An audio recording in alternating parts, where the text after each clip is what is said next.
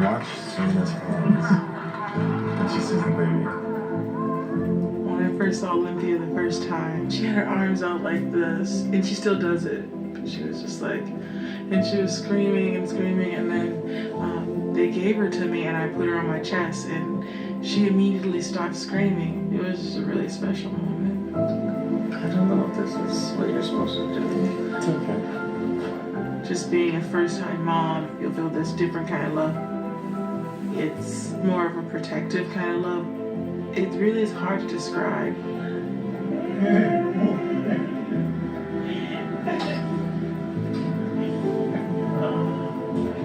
So nice. How you feel? Okay, Daddy, what's so Did you get a baby? Of course. Thank you.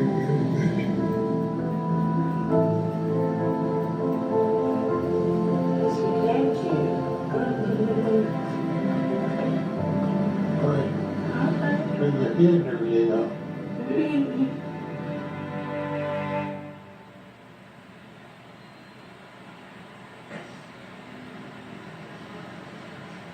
What did you say when someone said that our little girl was going to win Wimbledon in like 15, 20 years? Not if I'm still on tour. You're ridiculous. Everything went great, and I put a little makeup on so I could take pictures with the baby. And I just remember getting up and I couldn't breathe, and I was like, I can't breathe. Like I couldn't take a deep breath. I told the nurse I can't breathe. I need a mask. So I put the oxygen mask on, and I started coughing because I couldn't breathe. It hurt so bad. It hurt so bad. And then my stitches broke. And I remember I was in the bathroom with my mom, and I was just crying and crying, and she was crying. She's like, you just gotta breathe. And I was like, I can't breathe. And it was just really hard.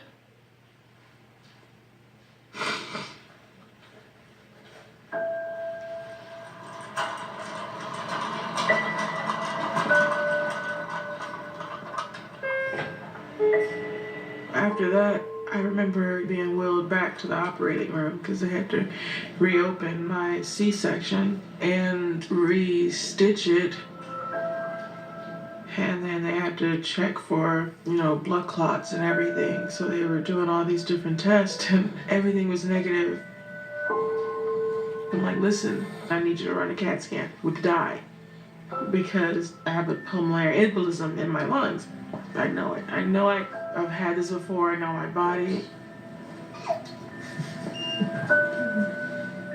She was undoubtedly battling for her life, and I was terrified that she might die. But I was grateful that she had the wherewithal to speak up because she knew her body better than any of us.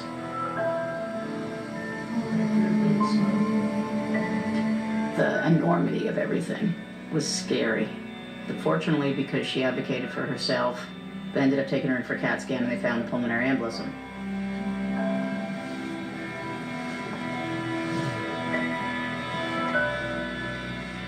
Every day I was in the operating room for something different. It was one thing after another, and eventually I got another blood clot in my leg.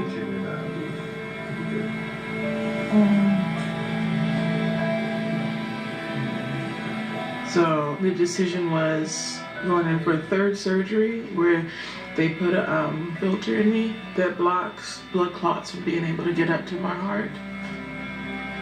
I was so healthy. My pregnancy was so easy. Like I didn't have any problems, but unfortunately, once I had the C-section, everything from there was pretty much a nightmare.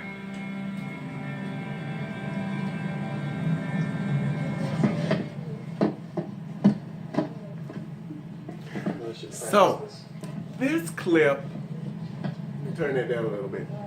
This clip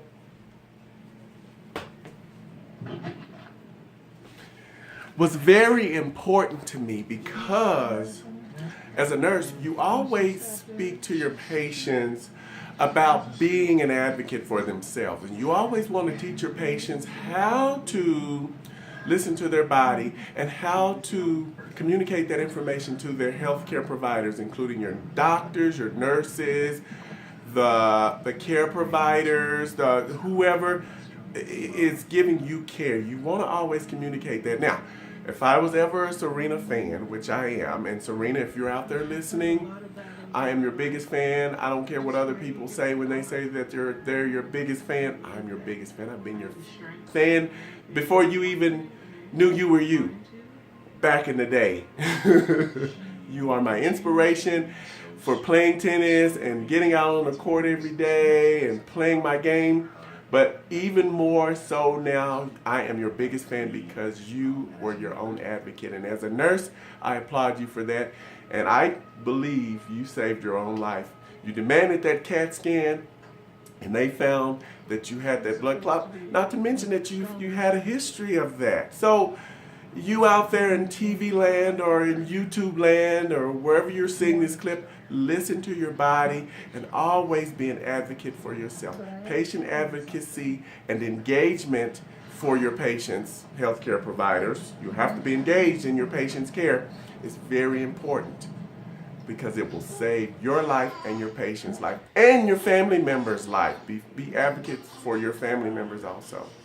Thanks, Serena. Okay, I'm not gonna be crying.